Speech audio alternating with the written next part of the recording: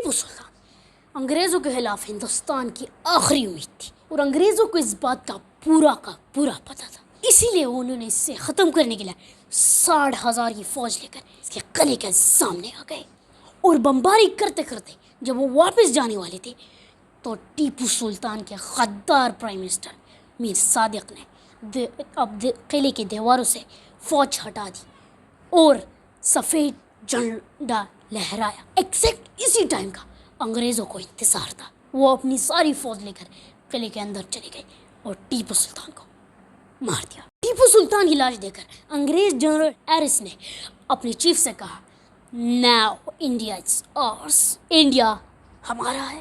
टीपू सुल्तान के वालिद अनपढ़ थे लेकिन वो अपने बेटे को आला तालीम देना चाहते थे, तो इन्होंने फ्रांस से फॉरेन ट्यूटर्स को बुलाया और इन्होंने मॉडर्न तालीम के साथ साथ टीपू सुल्तान को दीनी तालीम मतलब इस्लामी तालीम भी दी। टीपू बहुत हैंडसम और हाई एजुकेटेड लड़का था और हैदर जो कि इसका बाप था उसने सिर्फ 15 साल की उम्र में ही इस अपने साथ जंगों में एज अ एडवाइज़र लेके जाना शुरू हो गया और बहुत जल्द हैदर हिंदुस्तान के सबसे ताकतवर रूलर्स में एक हो गया।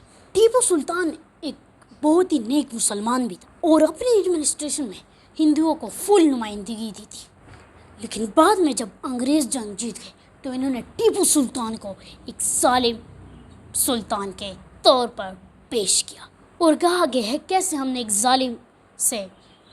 जालिम के हाथों से महसूल को बचाया। Tipu Sultan modern rocket system के सबसे बड़े इन्वेटर थे और जब ये नवाब बने तो इन्होंने एक आम आदमी की कमाई को 5 गुना बढ़ा दिया। इन्होंने महसूल की स्टील इंडस्ट्री को भी लॉन्च किया और महसूल में टेक्सटाइल इंडस्ट्री का बूम आ गया। इंश्योर इनकी लीडरशिप में महसूल एक बहुत बड़ी इकोनॉमिक ताकत बन गई।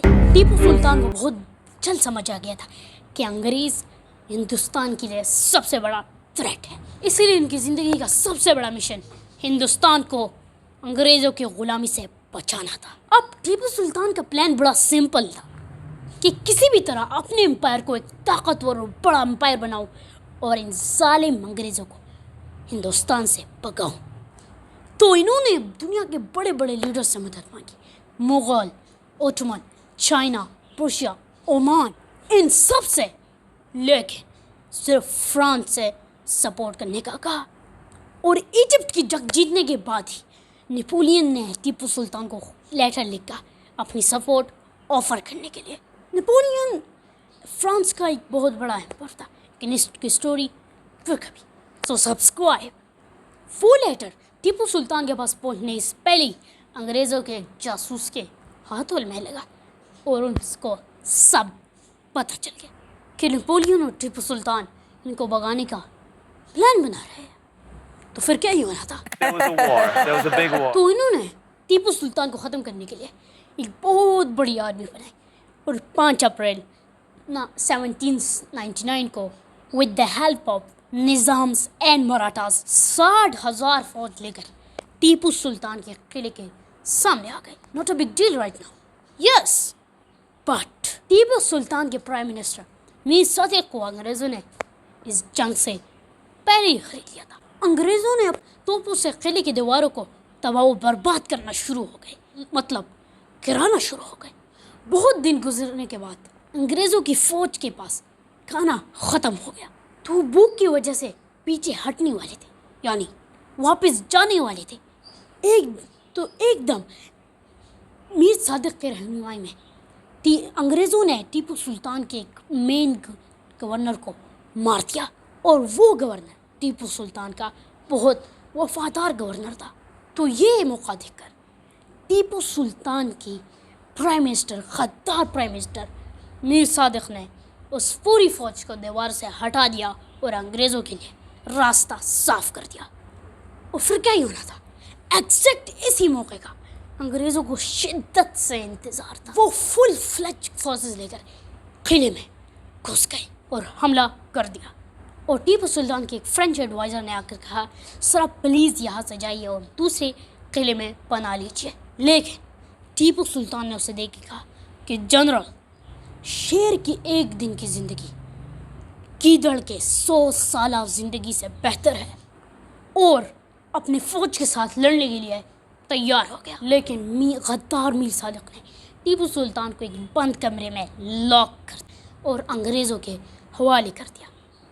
لیکن اس غداری کا میر صادق کو کوئی فائدہ نہیں ملا، کیونکہ باہر نکلتے ہی اسے ایک میسوری فوجی نے مار دیا۔ میسور کے لوگوں نے انکلوڈیڈ بچے، بوڑھے، عورتیں، جوان، ساروں نے اس کی لاش نکالی اور اسے ٹکڑے ٹکڑے کر کر ایک کمرے پر لٹکا دیا، اور اسے 2 ہفتوں تک پتھر، چپل، جوتے سب کچھ مارتے رہے۔